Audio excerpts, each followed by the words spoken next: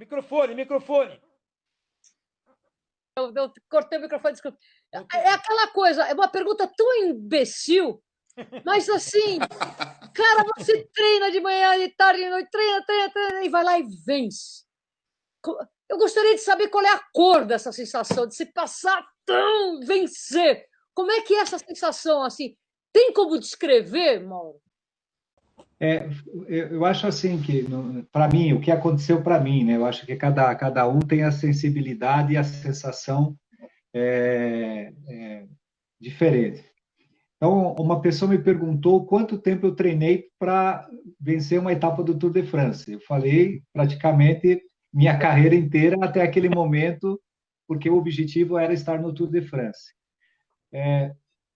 Eu acho assim que a ansiedade que você tem na competição de vencer, ela é uma coisa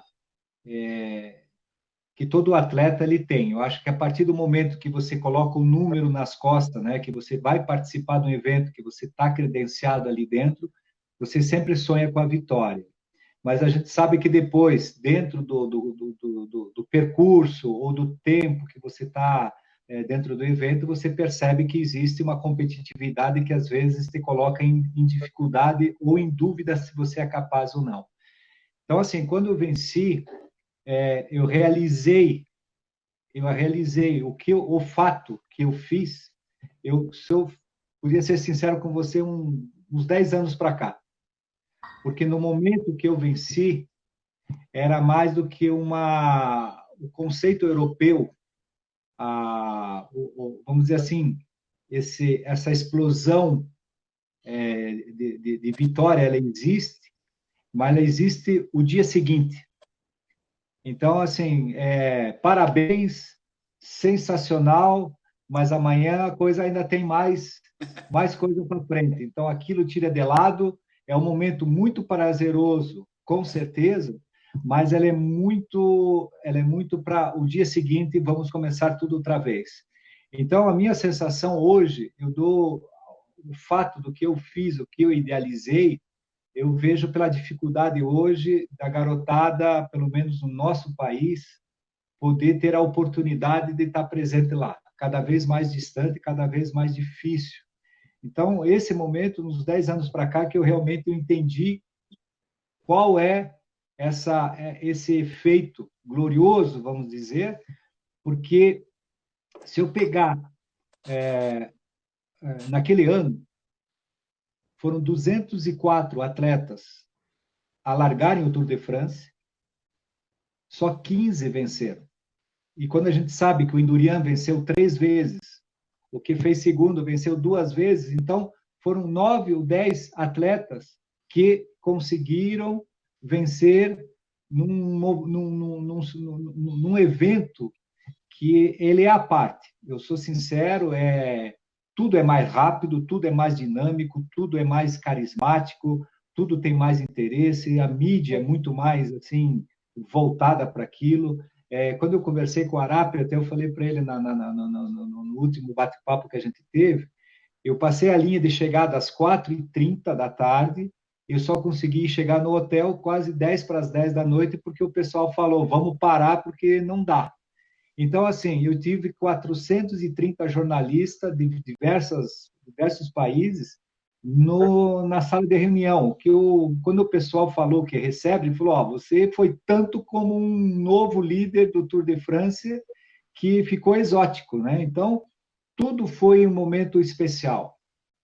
14 de julho, o fato de eu correr para uma equipe francesa, o fato de o diretor dizer que eu era mais francês do que brasileiro, então gerou uma carisma em volta daquilo, que durante toda a semana do Tour de France, todo dia um jornalista vinha conversar comigo para ver como é que estava, como é que foi a recepção, ficaram pesquisando certas coisas, e no final daquela semana, eu fiz mais uma vez um pódio, eu fui terceiro na etapa de Castro, né? Então, assim, foi uma passagem no Tour de France, talvez, para uma carreira, como eu sempre expliquei, eu sempre fui voltado corridas de um dia, sempre fui preservado para ser o gregário, vamos dizer assim, direcionado em todas as parcelas de provas de um dia, e aquele momento do Tour foi uma passagem única da minha carreira, mas extremamente expressiva e marcante. Então, é difícil você medir isso no momento, porque era uma carreira, mas posso dizer para você uma coisa, isso é uma coisa lá que eu tive o prazer, quando eu cheguei no Champs-Élysées, e que você faz a última volta, e que depois você entra com a equipe que faz a volta de glamour, vamos dizer assim, de cada equipe, que a gente tinha vencido 4 etapas, segundo no geral por equipes. Só perdemos para a equipe do Indurain. E fizemos a camisa de montanha. Eu cheguei no Arco do Triunfo, parei e falei, minha carreira, eu estou realizado, né? Naquele momento, pelaquilo que aconteceu. E, claro, depois eu fiz mais alguns anos, mas eu nunca tive a oportunidade, porque as equipes que eu sempre tive, elas eram extremamente de alto nível, né? Então, eu digo assim, era uma competição, eu aprendi muito a ser competitivo, porque era uma equipe de 30 atletas, que onde mais ou menos 10 ou 12 podiam ser líderes de qualquer outra equipe. Seria mais ou menos o que a gente encontra hoje na equipe da IOS, que está uma bagunça, você tem 20 e poucos atletas e tem só 8 que vão competir. Então, Movistar também, né? Exato, exato. Então, assim, para mim, o Tour de France foi isso. Que legal. Renatinha Arap, o que você manda aí de pergunta para o nosso convidado especial? Que a gente queria aproveitar e convidar você para participar aqui desse time toda quarta-feira, às 19 horas. Você confirma com a gente essa presença, Maurão? Vamos embora. Obrigado, viu? Vai lá. Não, fica com nós aí. Ô, Mauro, o que eu queria saber é que a Rê colocou o momento, né, da linha de chegada. Eu queria saber, assim, nesse dia que você acordou, né? Como que foi seu dia? Foi aquele dia que você fala, hoje é o dia, foi uma grande surpresa. Como é que foi assim, de falar da hora que você acordou, que nem você falou, né? Você terminou 4:30 da tarde, só foi, né, chegar no hotel 10 da noite, mas conta um pouquinho para a gente como é que foi o antes. O que você estava sentindo Então, naquele dia? na realidade, vamos assim fazer uma pequena leitura na pré-competição, antes realmente de começar o tour.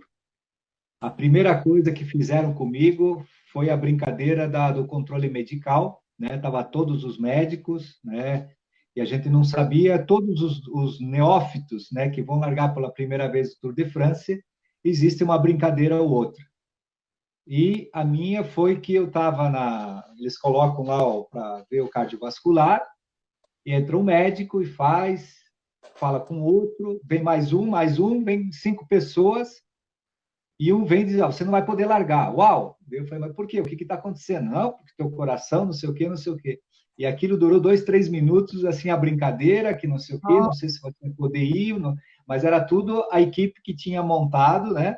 E depois, claro, falaram, não, isso é uma brincadeira, bateram foto junto, tal, que fazia parte um pouco do... Isso acontece até hoje, tá? Outra passagem interessante, que foi muito bacana, foi o meu sogro que chegou e falou para mim assim, poxa, vê se você consegue terminar. Aquilo me chocou tanto, eu falei, uau, eu não venho aqui só para terminar o Tour de France, mas é que você não tem noção do que vai acontecer, né? É isso que é a pegada realmente forte do Tour de France. Aí, todo o meeting assim, as 24 horas antes de começar o tour, a gente percebe que a ansiedade vai subindo, cada um no seu quarto, aquela coisa, né? E eu tive a oportunidade, eu quero frisar esse espaço, porque foi muito importante, realmente muito importante para o meu comportamento dentro do Tour de France. Eu fiz a primeira semana dividindo o quarto com o Henrique Caritou, que era um experiente ciclista francês, né, na época que ele corria comigo, vencedor da Volta de Espanha, 3 vezes campeão francês, naquele momento tinha feito 10 Tour de France. Ele nunca teve oportunidade de vencer porque ele era um corredor muito marcado, e quando ele chegava na montanha, quando tinha 10 ele se encontrava, quando tinha 6 ele não estava mais. Então ele sempre teve uma postura de pódio, dos 15 primeiros, top 15, top 12. Se você olhar a carreira dele, ele sempre teve uma expressão muito, muito bacana ali. E ele falou assim, olha, o Tour de France é qualquer coisa diferenciado, você vai perceber amanhã, a intensidade é muito mais alta em todos os lugares, e ele falou assim, as oportunidades são raríssimas. Então, quando você estiver na frente, aproveite, porque você não sabe se depois dos 20 e poucos dias que vão restar, você vai ter a mesma oportunidade. E realmente aquilo me marcou. Então, claro, o primeiro dia, muito rápido, para você ter eu gostaria de explicar, porque eu acho que é importante, a dimensão do que é o Tour de France. Eu tive a oportunidade, a etapa saiu de Lyon, né? E era um percurso, a primeira etapa tinha uma subida de 8 quilômetros, que eles consideravam de quarta categoria, que é uma subida relativamente, quando é limite de prato, né, de volante maior para o menor, e com uma cadência bastante alta, vamos dizer assim, com força, você passa num ritmo legal. Então, em treinamento, no mês de fevereiro, a gente subia aquela subida ali de 42, 19, 17. Tá? Eu tive a oportunidade de ir fazer na Paris-Nice, a gente subiu de 42, 15, o ritmo, a média. O Tour de France, no mês de julho, eu subi de 53, 15, para poder acompanhar o ritmo. Então, você vê a intensidade do esforço. Então, aquilo choca e te dá medo, né? Porque você diz assim, uau, se eu já estou me aguentando aqui, como é que eu vou ter a força para sair? Mas o organismo, quando você percebe que ele vai ganhando condicionamento, ele vai se adaptando àquela intensidade, e você percebe que quando as subidas você começa a progredir e você vê alguns descendo. Opa, esse é um bom sinal. Então, você tem uma capacidade de força maior do que aquilo. E isso foi me motivando, e chegando ao ponto que você quer saber, no 8º dia, no 7º dia, eu já tinha feito uma fuga, que tem as imagens, tem até filmada, eu poderia até passar o YouTube para vocês, depois vocês verem.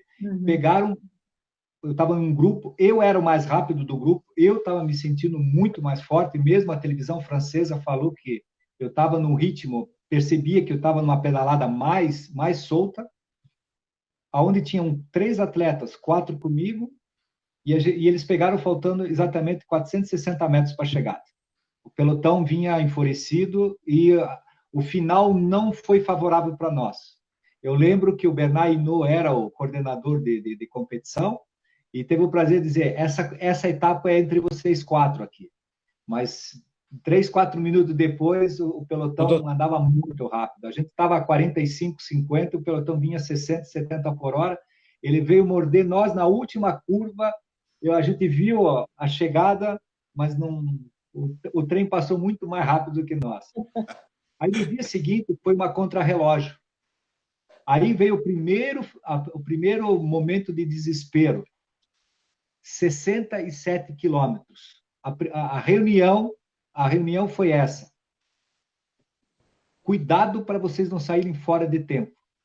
Essa que era porque você tem um target dentro, se você não pode fazer, se você sabe que você não tem a capacidade de fazer uma contrarrelógio de alto, você tenta economizar força. No Tour de France é impossível, você tem que fazer teu máximo, senão você faz fora de tempo. É Porque o individual esse primeiro contra-relógio? Foi foi individual ou por Endurian, equipe? individual. Tá. O Endurian ganhou. Então, ele é sempre medido por aquele. E naquela contra-relógio, então, a gente pegou a A equipe, no vitória. modo geral, os 9 corredores, o nosso melhor classificado foi 25º, a 2 minutos e 50 do Endurian. Eu perdi 4 minutos dele, que já é dentro do Tour de Uma France, já eternidade. é muita coisa, é muita coisa. E esse foi o primeiro Aí, tour do do Indurian, né? Endurian, exatamente, Fernando. Primeiro E o, da pri- série de 5. e É. o Então, primeiro seu também, né, Mal? primeiro da etapa, segundo o Greg LeMond. Né? Então, você veja o nível de força muito excepcional. E ele foi um corredor em contrarrelógio excepcional. Aí a reunião à noite foi aquela assim de você pegar suas coisas e ir para casa, porque o diretor técnico chegou e falou assim, gente, não foi investido uma grana imensa nessa equipe, não foi preparado do que tinha de melhor, do mais sofisticado. Tem que lembrar que nossa equipe valia 8 milhões de dólares em 91. Nossa. Era muita grana já, tá? Então, existia uma responsabilidade muito grande. E a gente foi muito mal. Então, tinha uma pressão sobre a equipe, sobre a direção, sobre os corredores. A gente teve a participação num viva voz do telefone com o patrão, o número 1, o boss, que ele falou que ele não tinha montado a equipe para fazer turismo no Tour de France, ele tinha montado a equipe para ganhar. Então, você imagine como estava tenso as coisas. No dia seguinte não tinha que pensar muito, não podia nenhuma fuga, nenhuma situação que não tivesse um corredor da equipe. Então, foi uma batalha, a gente chama sempre, depois de uma contra-relógio, eles chamam que é uma etapa de transição. Mas ela pode andar a 30 por hora até 40 quilômetros finais, ou ela pode desencantar nos primeiros 5 quilômetros e não parar nunca. E foi o que aconteceu. Primeira hora de corrida tinha dado 60 de média. Nossa. Então, por quê? Porque muitas equipes estavam com o mesmo problema que nós. Uhum. E essa dinâmica casou que a fuga, o momento justo, eu me encaixei, mas eu posso dizer para você assim, para você se encaixar nessa fuga, você tem que estar 100%. Não existe, eu fui de azar nessa, porque você pode se encaixar, mas o ritmo é tão tenso, tão alto pelos primeiros 10, 15 quilômetros que você sobra. Você não consegue acompanhar mesmo no plano. Mesmo no plano você não consegue. Se você não estiver bem, não é aquela coisa, puxa, eu me encaixei ali e fui. No Tour de France não tem a sorte. A sorte faz parte daquele momento onde você está jogando, mas é 90% físico e 10%, eu diria, 5% mental e 5% depois é a sorte de você fazer. Então, mas isso realmente despertou o brilho na equipe. A partir dali, em 4 corridas sequência, em 4 etapas sequência, veio mais 2 vitórias e depois uma no Alpes com o Thierry Claverolat e um final quarto individual, segundo por equipe, 4 vitórias e uma camisa de montanha. Quer dizer, a gente saiu de lá extremamente glorioso. Parabéns. Então, aí assim, vem tirar foto de lado, né? daí foi aquela coisa bacana. Mas, assim, realmente, não tem muito lenço, não tem muito choro, não tem, sabe? Eu digo assim, é muito agressivo, é muito agressivo. O ciclismo profissional de alto rendimento, eu diria assim, isso é unânime. Você pode conversar com o Fischer, pode conversar com o Luciano, pode conversar com um estrangeiro, eles vão dizer a mesma coisa. Primeiro, você luta com você, para você estar competitivo. Quando eu falo com você, você não pode ficar doente, você tem que se cuidar, você está treinando, é você, depende de você. Aí depois você tem o teu parceiro, que é de equipe, mas se ele puder ser melhor que você vai ficar em casa e ele vai competir. Então, isso são palavras que eu estou traduzindo desse francês, que me ajudou muito a crescer dentro da equipe, porque ele falou: eu sou o cara mais carinhoso por você, mas se você ficar em casa, se você tirar meu lugar, eu vou ficar bravo com você. Então, ele quis dar essa coisa que é competição contínua. Então, você compete com você para ser o melhor do teu, você compete com o teu companheiro de equipe para ter a melhor oportunidade, e daí depois você compete contra os outros. Eu posso dizer que é muita coisa. É realmente dar uma escola de vida, um jeito de pensar e uma maneira de ver as coisas muito mais assim pontudo e muito mais analítica das situações. Que legal. Obrigado. Loro, manda você, vai, vamos botar essa roda para andar aí. Vamos lá. Movimento para andar. Bom, puxando um pouco para uns anos antes do Tour de France, Mauro. A gente sempre fala que quando a gente faz a passagem da elite diletante para a elite profissional, sempre tem o fator de ritmo, tem que ter uma adaptação. E claro, né, quando você chega lá, principalmente nós, os brasileiros, que não tínhamos assim um contato muito forte com o pessoal lá de fora, e de repente você está ali largando o cara que você mais admira, um ídolo, ou seja, os caras que realmente mandam no pelotão. Você praticamente, você começou em 85 no pelotão profissional e ganhou a etapa do Tour de France 6 anos depois. Correto. Oi? Sim. Isso mesmo. Quando que você, assim, começou a largar ou se sentir à vontade num pelotão, a ser respeitado por esse pelotão, que não era mais o Mauro Ribeiro, aquele cara que veio do Brasil, de repente entrava na corrida, puta, vem uma curva, tenho que fazer essa curva muito bem feita, porque senão eu posso derrubar o moteiro, né? Quando você começou a sentir que você passou a ser o integrante, o notável do pelotão também, quanto tempo você levou para ter tirar de lado a inexperiência e começar a mostrar quem era o Mauro Ribeiro? Então, eu acho assim que, pessoalmente, eu levei praticamente 2 anos, realmente, isso eu pessoal, né? Mas a gente sabe que dentro desse tipo de competição, o físico que comanda, né? Então, eu digo assim, se você se impõe rapidamente, você é respeitado já rapidamente. Se você demora um pouco mais, você, claro, que passa por fases de adaptação. E foi o que aconteceu comigo. Eu me adaptei porque como é que eu posso dizer assim, o espaço entre a realidade europeia e a nossa, por mais que a gente tinha na nossa época, eu ainda considero que o nosso ciclismo brasileiro, a gente foi a última geração prazerosa da paixão pelo ciclismo, aonde que conseguia se fazer as competições. Eu estou falando em ciclismo competitivo, com um federado, aonde que tinha regulamento, que tinha distância, que era um calendário, que aquilo varia pelo ranking, que é a base de um projeto para você, vamos dizer assim, que uma federação almeja para ser pan-americano, sul-americano, pan-americano, mundial e olímpico, né? Então, a gente teve esse prazer de dividir mesmo com você, né? Você é um pouquinho mais, até 2 anos ou 3 anos na minha frente, né?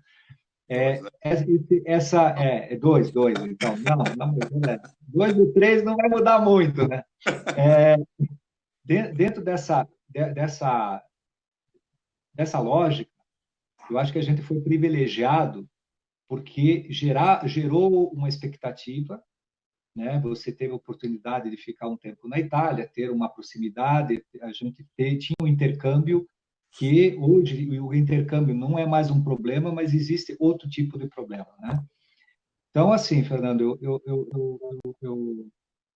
o que eu mais senti, eu vou repetir, porque no Guarapa a gente já tinha conversado, é o histórico. É o famoso histórico que você sai do primário e te coloca na universidade sem fazer o curso médio. Daí, um momento ou outro, você precisa desse curso médio e ele, infelizmente, você tem que recuperar como diz o francês, le temps perdu, né? O tempo perdido, você tem que correr atrás e foi o que eu fiz. Então, eu tive que trabalhar muito mais, que era uma coisa que na época não se trabalhava musculação para fortalecer. Eu trabalhava na bicicleta, voltava. É muito difícil você, depois de 5, 6 horas de pedal, pegar um peso, amarrar e fazer sapinho na frente do teu prédio, lá 10 vezes para cá, 10 vezes para lá, vai para lá, vem para cá, volta, daí dá, sobe escada, desce escada, faz isso, para tentar ocupar esse trabalho. Eu posso dizer que houve um resultado, porque eu digo, era a única solução que eu tinha. Então, a fórmula, ela deu efeito, e eu fui me adaptando, e claro, enquanto a gente tem uma carga de trabalho aqui de 400, 500 quilômetros semanais, passou a 950, 1.300 por semana. Então, você percebe que tudo isso, agora você pega um corredor com histórico já desde, sei lá, 10, 12 anos vindo fazendo uma cadeia, né? Então, primeiro ano tanto, segundo, terceiro, vai. Então, para ele, essa adaptação, vamos dizer assim, suportar toda essa carga, ele consegue suportar credibilizando um aumento, qualificando ele para ser um mais potencial em forma, e você, na realidade, está consumindo tudo para estar no nível que ele está. Então, quando você chega na competição, você é o peixinho engatado, porque em várias etapas eu fiz o peixinho engatado no anzol, e pedindo, pelo amor de Deus, para o pessoal parar na frente. Eu olhava lá na 70ª posição e falava, quem que está lá na frente? Porque não era possível. Você chegar a doer o joelho de 53,12 no plano, e não para, e você não quer largar o osso. Então, mas só que há um desgaste imenso. Eu fui adaptando, então eu considero realmente que eu comecei a evoluir, foi em 88, aonde já eles me colocaram em todas as clássicas da Copa do Mundo, e daí para diante, daí eu sempre fui o queridinho, eu fazia corridas na Espanha, o meu auge foram 102 dias de competições. Nos 102 dias eu me classifiquei todas dentro do ranking. Então eu terminei a Copa do Mundo, o terceiro atleta que mais pontuou. Primeiro que foi o vencedor Van der Aarde, segundo foi o Phil Anderson, que terminou em segundo, e eu, que terminei em 47º, 48º, uma coisa assim, mas eu pontuei em todas as coisas. Então, eu fazia meu trabalho, e ainda num grupo de 230 corredores que largava na Copa do Mundo, eu terminava entre os 20, entre os 30 corredores, fazendo todo o que precisava. Então, tinha uma capacidade de suportar o esforço. E, claro, isso aí foi... Mas, assim, eu acho que Paris-Nice foi um momento bastante importante para mim, quando eu venci a etapa de Paris-Nice. Quando eu venci ano, Mauro? Foi no em mesmo. 90. 90? 90. Em 88, quando eu venci Nice-Combloux, que é uma corrida de etapa, e naquele ano eu bati o Pascal Simon, que foi medalha, foi do Tour de France. Ele só não perdeu o Tour de France porque quebrou a omoplata, senão em 83 era ele que ia vencer, quando foi o primeiro do Fignon. Então, eu tive uma ascensão muito rápida, e depois, claro, depois foi uma questão de estratégia da equipe, e tinha corredores muito, se dividia muito o time, né? Então, eu estava na Itália, mas assim, não tinha corrida fácil para mim, isso que eu vou falar para vocês. Eu não corri o circuito francês, por exemplo, que hoje se tornou até uma opção, né? Porque as Copas do Mundo, algumas equipes elas não podem participar, então elas correm o ranking nacional. Eu fiz uma ou duas corridas no ranking nacional, só me botavam eu na fogueira. Eu era na Espanha, eu era na Itália, eu era na Holanda, eu era na Bélgica. Era um pau A para única toda obra, né? a única era trocar de avião, já cheguei a chegar no aeroporto e ir para casa e de tarde desligar. Não, você tem que ir para Luxemburgo. Eu falei, mas acabei de chegar. Não, tem que voltar. Daí pegar o carro no dia seguinte e voltar e estar lá em Luxemburgo. Então, eu sempre tive essa dinâmica e foi interessante, claro que foi interessante, mas me demandou muita concentração, muita dedicação. Quando eu brinco, eu falo, eu entrei numa boate com 27 anos. Não sabia o que era ir na balada. Foi uma opção. Desde garoto, era bicicleta, o treinamento, dedicava à escola, até onde eu pude, eu fui. E depois eu tive a oportunidade e eu falei, vai, Mauro, eu não vou contar aqui o que a gente fazia aqui na Praça da Não, mas nem pode, é até particular. Bom, legal demais. Obrigado pela pergunta, Louro, e ainda mais a resposta. Eu tenho juízo, então, quando tem uma pessoa tão capaz como a Renatia Falzoni, eu tenho que só fazer uns adendos, mas já passar a bola para você perguntar de novo, porque é uma oportunidade única ter uma pessoa inteligente para perguntar e uma mais capaz ainda para responder. Então, eu não vou dar uma de besta. Eu só queria reforçar algumas coisas que nessa primeira roda aconteceram. Primeiro, deixar claro, foi o seu primeiro Tour de France, a sua primeira vitória, sua vitória na etapa? Isso. Tá. Número 1. Número 2, foi no dia da Bastilha, que nessas Isso. conversas toda a gente não colocou, que é um dia importantíssimo pro francês. Então foi mais especial ainda para você, porque foi um dia especialismo, um dia de feriado lá na França, né? Então, e nesse dia, só para, já que o responsável da televisão falou que teve tipo 150 e poucos milhões de pessoas que tinham assistido a etapa. Eu falei, então tá bom, alguém me viu. E aí, eu só queria reforçar algumas coisas que são tão importantes, independente do esporte ou não, e usar as palavras que a gente usa tanto, mas que o Mauro, um vencedor, colocou, né? Sobre ensinamento, né? Ele aprendeu muito através do ciclismo. Tem um provérbio árabe que diz: eu contra meu irmão, eu e meu irmão contra meu primo, eu, meu irmão e meu primo contra a minha família, eu, meu irmão, meu primo e minha família contra o mundo, né? Que é mais ou menos o que você passou na questão Sim.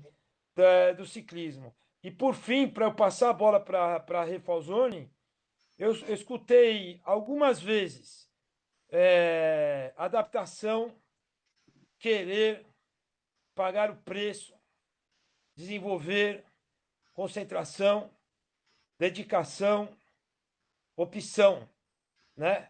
Paixão. Então, quer dizer, se a gente fosse ler um livro de autoajuda, talvez, e fosse resumir em algumas palavras, eu acho que a gente poderia dizer que o segredo do sucesso está, entre outras, nesses exemplos que o Mauro acabou de colocar diante de todas as perguntas que a Rê Falzoni, a Rê Arap e o nosso ídolo aí, o Fernando Louro, e não é de graça que por isso você se sente uma pessoa realizada, segundo você mesmo, com relação ao esporte. Né? Rê Falzoni, próxima pergunta. Vamos embora, porque falar com esse pessoal aí que tem muita história, o tempo passa voando. Parece que a gente está a 60 por hora nos primeiros 10 quilômetros de uma etapa. Bom, eu não sei se vocês me permitem sair um pouco do Tour de France. Você mesmo comentou, Maurinho, que você foi a última leva. Eu me lembro bem do excelente trabalho que fez o Murilo Fischer, o Pagliarini, o Gideone Monteiro, tudo.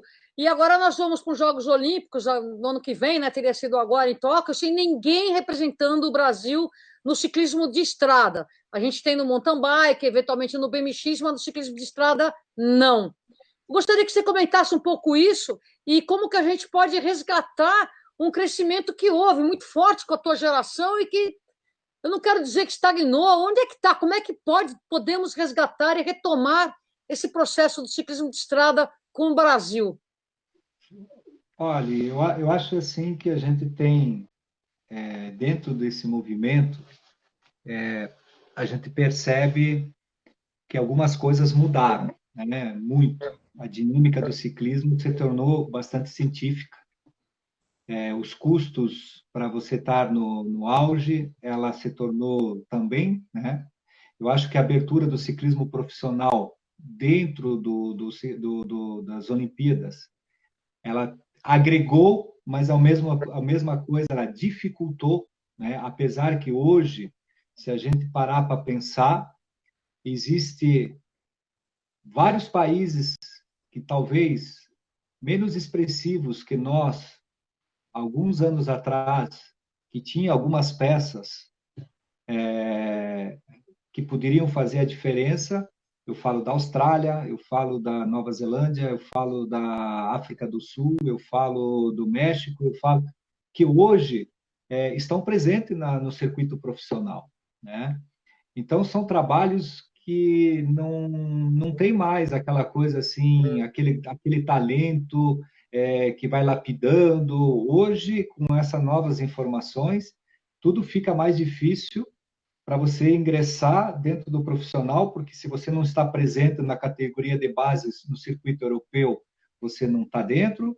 Hoje é muito importante, existe psicólogo para saber se você pode ser competitivo, mas se você não tiver a cabeça, não está legal. Então, se tornou um pouco difícil.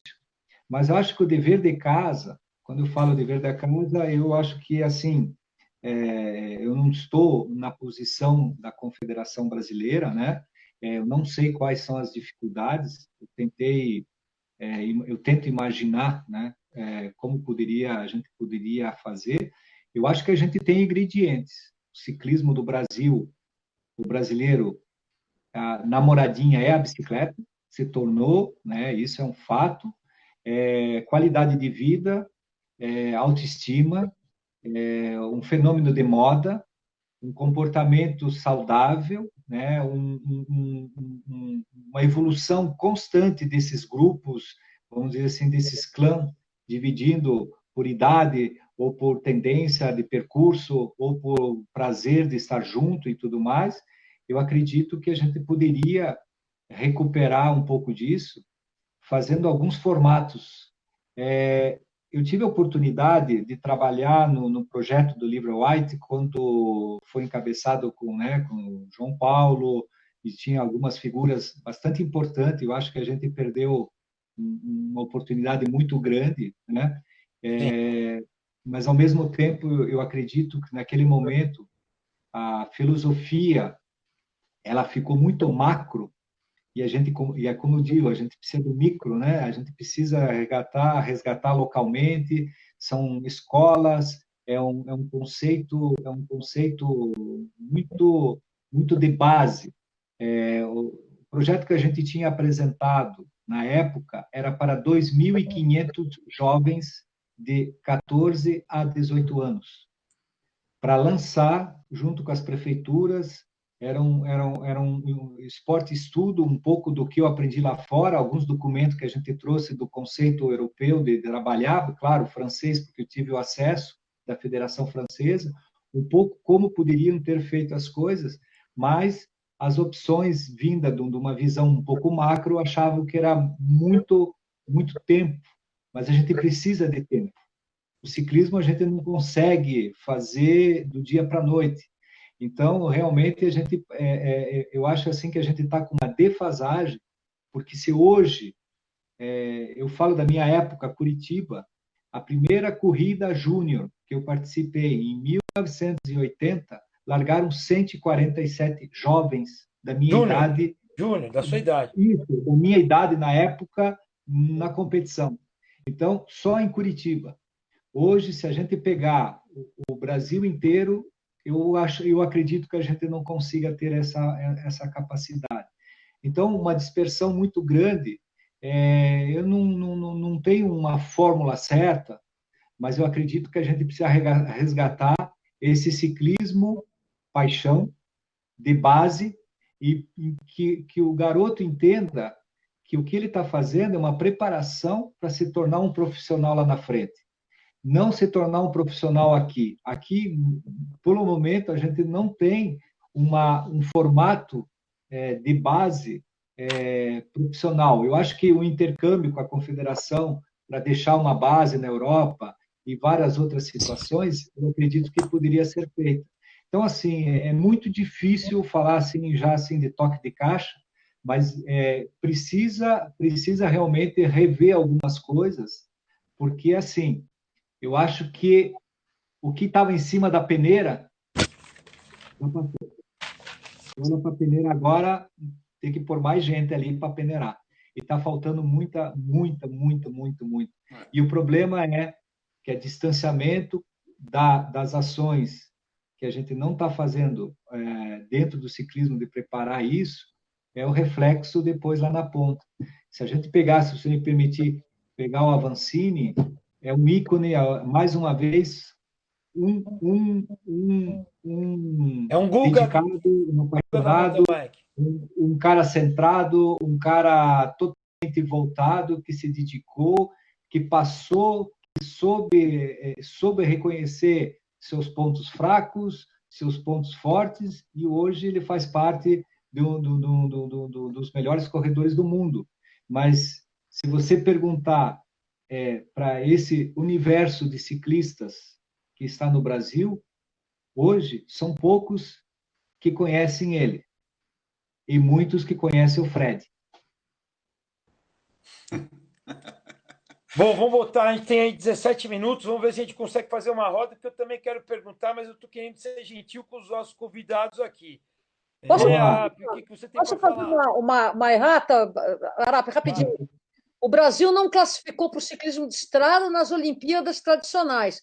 Nas Paralimpíadas nós temos o xamã, desculpe o meu erro aqui. Sim, com certeza. Ali, veja bem, para a gente dizer que a gente tem potencial. Sim. Obrigado, Mauro. Obrigado pela pergunta inteligentíssima e pertinente. Renatinha Falzoni. Manda, Rê. Ô Mauro, você que viveu, né, todo o glamour aí do ciclismo, né, europeu, né, hoje em dia a gente vê muito pessoal muito ligado, né, quando tem Volta de Espanha, quando tem o Tour, tem muita gente ligado, né. Eu tô com o Ricardo há 21 anos, ele tinha várias fitas daquela de enfiar no aparelho, né, fita cassete, de várias voltas e tal. Então, assim, é uma coisa realmente encantadora, né. Como é que foi para você decidir voltar para o Brasil, né? Então, eu imagino, né, o brasileiro é um povo que, assim, gosta, né, do Brasil e tal, mas como é que foi a sua escolha de deixar todo esse glamour lá e voltar para cá? Na realidade, foi minha esposa que quis vir para cá. Foi ela que queria conhecer alguma coisa nova, né? Então, ela decidiu vir para cá. Então, claro, quando ela vinha de férias, o verão é bonito, as praias são bonitas, as pessoas são tranquilas, você sai do inverno, vem para cá, tudo é muito maravilhoso, né? Eu acho que qualquer lugar que você vai com o contexto de passar férias, você vai relaxado, você aprecia, você sempre acha que aquele local é maravilhoso. Daí, quando foi para o cotidiano, aí começou a entender que certas coisas, por que faz assim? Ah, porque aqui faz assim. Eu digo, por isso que a França é a França e o Brasil é o Brasil, né? E assim por diante. Então, houve um momento, a gente ficou 6 meses no Brasil, e daí voltei. Tive que voltar porque ela não se adaptava. Só que eu voltei e daí fui morar na Suíça. Eu fiquei 2 anos morando na Suíça. E lá ela também teve uma outra experiência, mas ela passava mais tempo na França, na casa dos pais, porque ela não suportava o cotidiano suíço, que é muito, né? Eu digo assim, é extremamente, Muito extremamente, chocolate é uma coisa assim, da caixa, né? vai chover amanhã a meio-dia e um, não é meio-dia, é e meio-dia e um chove. Então, muito previsível, muito simples de se viver a partir do momento que você segue as regras. É muito fácil a partir do momento que você entende como eles funcionam. Só que é muito pacato, né? Eu acho que a Suíça ela é bem. E a minha esposa é uma pessoa que, enfim, fez curso daqui, fez curso de lá, mas não se adaptou. Se adaptou. Aí ela falou que o Brasil é o melhor compromisso para nós. Aí ela decidimos voltar para o Brasil e agora faz 20 anos. Não, agora ela adora o Brasil, acho que ela entendeu, foi Você é importante essa. apaixonado por ela mesmo, hein, Mauro? Eu não sabia, cara. Você é mais apaixonado por ela do que a bicicleta. Eu digo assim, foi uma pessoa que me ajudou bastante, claro, Ela né? é Eu acho que francesa, muitas né? coisas. Eu digo assim, foi um confronto extremamente. Ela é extremamente intelectual, isso eu posso dizer, porque, né, fez Beaux-Arts, fez Direito, é coordenadora da Aliança Francesa, fala sobre história, me ensinou tudo que é a história francesa, aprendi o que é a arte. Então, eu digo assim, eu acho que. E ela aprendeu muito, por exemplo, ela lembra que a primeira vez que ela foi assistir um filme americano era Rambo, ela foi comigo, ela nunca tinha assistido um filme americano. Então, para uma intelectual, realmente foi Um uma choque. coisa muito bacana. Mas, assim, o Brasil, claro que o que eu percebi foi uma coisa muito interessante. Vai muito rápido, vai muito rápido. A vida ela é muito rápida. A impressão que foi ontem que a gente estava ali, já se passou quase, né, uma geração e meia, né, no ciclismo profissional. A gente está aqui, às vezes eu me coloco em questão. Hoje, com a idade do Merckx, quando eu vi ele, eu era garoto, estava começando lá em 85, 86, que ele tive a oportunidade de dar a mão para ele, cumprimentar ele, que ele estava no evento, e daí ele estava com a minha idade. Então, hoje eu vejo essa garotada, então passa muito rápido. Eu acho que o importante é assim, é o que eu falo para minhas duas filhas, você aproveita do que tem de melhor nesse país e o de melhor que é da França. Vocês têm uma oportunidade única. Vocês são francesas quando vocês estão no território francês, ou europeia, como você, né? E brasileira quando vocês estão aqui. Então, vocês aproveitam do melhor, porque os dois têm muito a dar. Mais uma pergunta legal e uma resposta ainda melhor. Lolo, você tem 5 minutos, você e o Mauro, para se entenderem, para deixar 5 para mim. Tá bom. Então vai lá. A minha pergunta tem 7 minutos. Vamos lá. Não, eu faço menos. Só para a gente agora falar um pouquinho mais do pós ou ainda pandemia, vamos assim dizer. O que você acha, Mauro? Como é que vai ficar comprometido esse final de calendário no ciclismo, né, profissional? Que praticamente todas as provas importantes vão ser resolvidas em 3 meses, né? Nós vamos começar aqui dia 1º de agosto com a Strade Bianche e terminar no dia 31 de outubro com a Lombardia, não sei se Giro, o que é isso aqui. Então, quer dizer, nós vamos ter as 3 grandes voltas, todas as clássicas importantes. Como as equipes vão se virar para poder cumprir esse calendário tão compacto? Eu acho assim que, pelaquilo que eu conversei com alguns técnicos, porque eu tive o contato com o Lavenu e com o Marc Madiot, e até teve uma reportagem hoje no jornal L'Equipe com o Sagan, porque ele decidiu fazer o Tour de France e o Giro de Itália, né, como compromisso, ele tinha prometido, ele vai fazer. Eu acho que nessa escala, primeiramente, as corridas secundárias, elas vão pagar o preço para encaixar essas corridas mais pontuais do Copa do Mundo, esse calendário, vamos dizer assim, premium, né? Não vejo problema para as equipes gerar, porque, por obrigação, eles são 30 atletas, entre 28 a 30 atletas, então eu acho que vai gerar uma oportunidade melhor até dentro do grupo para se estabelecer. Não O pode grande cair, né? questionamento o grande questionamento vai ser esse longo período de mais de 3 meses sem competição, O porque ritmo. geralmente quando você pega essa situação, ou é pós retorno por um problema físico que você vê e a temporada sempre é comprometida, só que é um momento para todos, né? Então, assim, o Sagan explicou até que como os organismos vão funcionar, vai ser uma descoberta para todo mundo, mas como todo mundo está na mesma situação, ele vê talvez, porque questionaram ele um problema de se machucar, eu digo, quando fala se machucar, uma lesão muscular pelo esforço, ele acha que não, porque vai ter um mês de preparação, mas a proximidade do Tour de France, com certeza, não é mais a mesma do que eles estão acostumados. Então, pode ser que vai ter uma dinâmica até que alguns físicos que, vamos dizer assim, que vão ficar, que eram mais,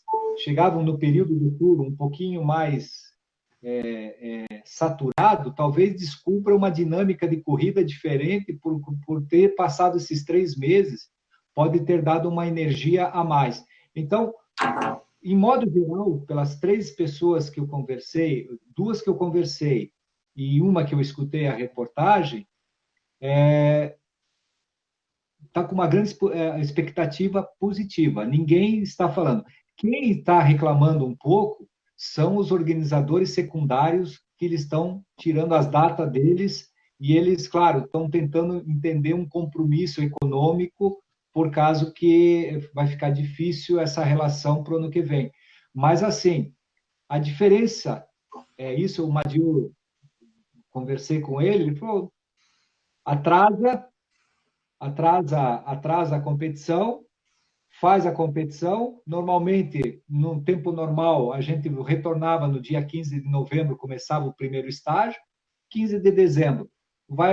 Ele falou, talvez, essa que é a grande questão, que vai ser o ponto de interrogação, vai acelerar o processo da temporada 21, caso estabeleça tudo com o Covid, né?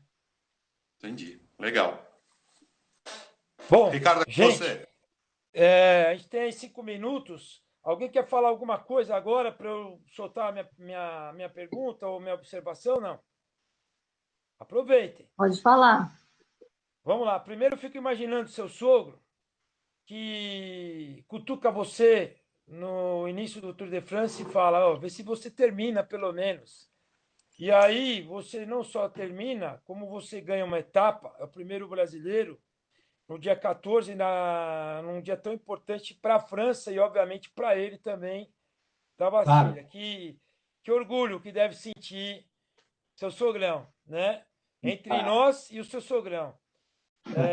E que riqueza que você trouxe através da bicicleta para a sua vida e para a sua família. Que é aquilo que a gente defende tanto tempo, Renata Falzoni, há tanto tempo, né, que a bicicleta barra a atividade física, o Louro que criou o filho dele, o Vitão, com isso, nós que estamos criando nossos filhos pelo esporte, com o esporte e com as pessoas que cruzam o nosso caminho pelo esporte, né? Então eu fico muito feliz que a sua riqueza não está só, e não é pouco, na questão de há 30 anos ser o único brasileiro que ganhou uma etapa, mas tudo aquilo que você conseguiu aproveitar de riqueza que envolveu a sua vida, né? Parabéns, só demonstra o tamanho da sua pessoa, não só como ciclista, mas como pessoa, né? E por fim, que eu nem sei se vai dar tempo de você responder, mas você teve oportunidade de pedalar, ou ver pedalar o Renault, o Greg LeMond, o Fignon, né? Não sei, talvez o Pedro Delgado, o Charles Montet. E aí, quando eu perguntei na live que a gente fez sobre a sua biografia, você falou assim, o maior ciclista que eu vi, e não por causa da altura, senão talvez até o Louro teria sido o maior ciclista que você viu, foi o Miguel Indurain. E nos diz rapidamente, para aqueles que não tiveram oportunidade de escutar você na live, Mas lembrando que a gente tem 4 minutos e a gente quer agradecer você e que estão assistindo você.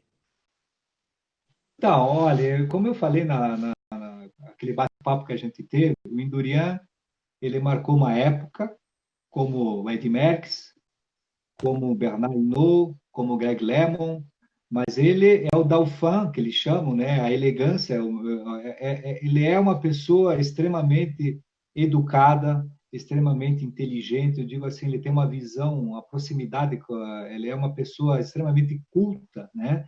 Então, ele tem um berço bastante refinado, vamos dizer assim, e ele transmitia isso na competição, e como eu falei, ele tinha uma curiosidade, vocês podem ver todas as etapas do Tour de France, dos 5 Tours de France. A única vez que ele olhou para trás foi no último Tour de France que ele perdeu para o Riss. Senão ele nunca olhava para trás. Ele nunca fazia o gesto de ver quem estava atrás dele na roda. Ele se colocava numa postura, ele fazia a corrida dele e ele tinha uma reação justamente de educação, porque ele falava que o ciclismo era muito duro, muito difícil, que precisava muita dedicação e que ele respeitava todos que estavam ali dentro, porque hoje ele poderia estar em primeiro, mas no dia seguinte ele podia estar lá atrás junto com todos os outros, porque fisicamente ele não estava à altura. Ele sempre soube respeitar isso. Então eu acho assim, ele é diferente. Eu tive a oportunidade de ver o Hinault nos últimos 2 anos, mas são caráteres diferentes, são personagens diferentes, cultura diferente. Um é um killer. O Hinault ele nunca, o cara é fora da curva. Eu digo assim, ele é fora da curva. Gostou, não gostou, para ele estava tudo certo. Você gosta, não gosta, ele não precisava pedir licença. Ele se impunha. E o Indurain era um corredor muito mais assim respeituoso. Se ele achasse que fisicamente ele não estava bem, ele não ia lá incomodar, não ia bater guidão lá para pegar o lugar. O Hinault, enquanto ele estivesse pedalando, ele se enfiava por tudo, era um cara extremamente assim imponente.